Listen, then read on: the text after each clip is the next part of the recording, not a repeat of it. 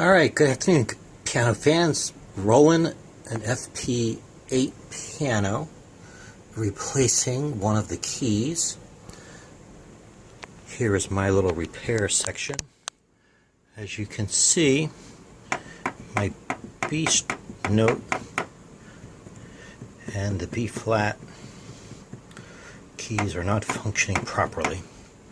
So we're going to need to find out what's going on with the mechanism. Alright, so the first thing we're going to need to do is remove the screws from the bottom. What you want to do is locate the hinges, because the piano lifts up like the hood of a car so that you can access the keys and other things inside.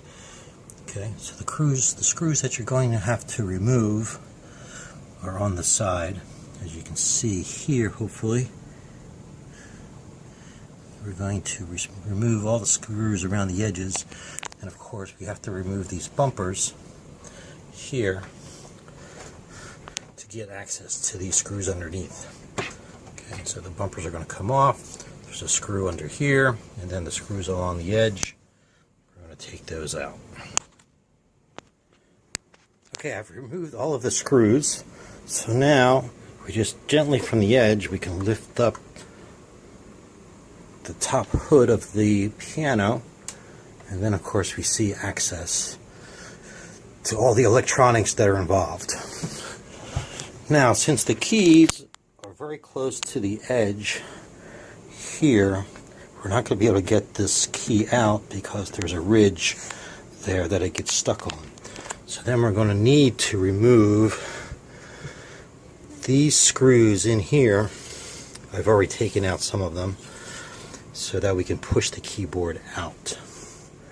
Okay. Alright, so give me 1 second. Okay, now that I have the screws for the keyboard removed, I can push this keyboard out, and which will give me some room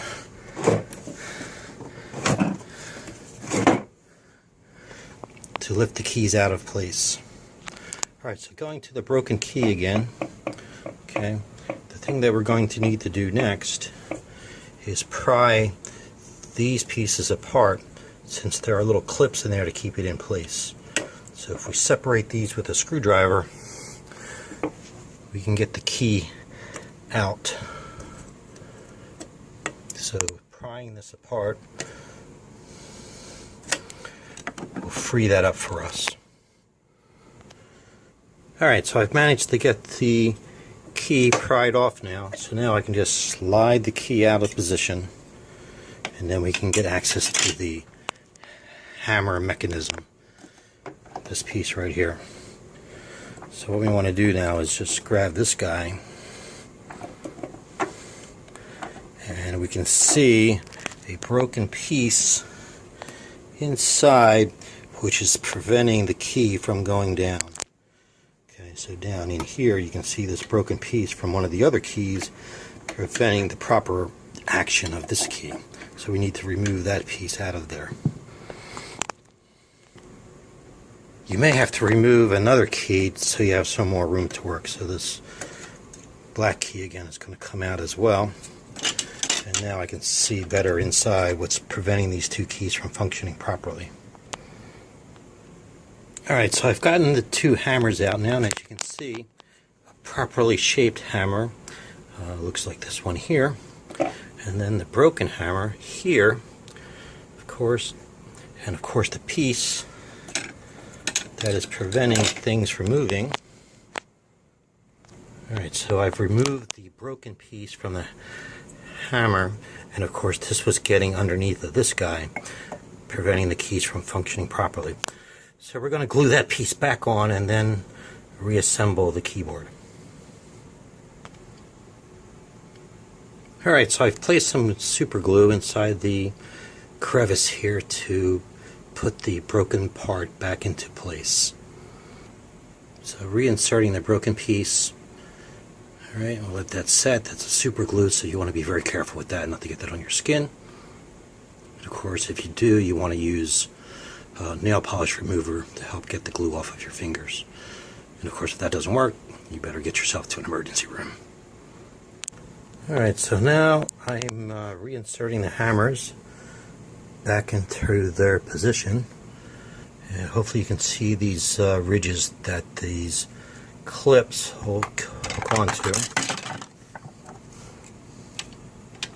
Alright, so you can see the little protruding ridges there. They're going to rock on these edges in here.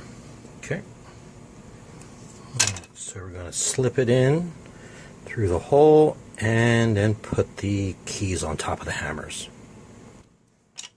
So now, as you can see, the B flat key is working, A sharp, okay, it's functioning well, the keys next to it are working, and now we'll stick in the B key itself. Alright, so sticking the edge, the lip, in over the lip, and then clipping the top edge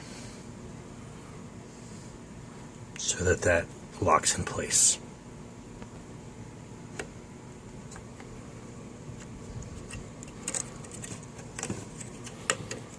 Alright, there we go. And now we can see that this key is now functioning as well.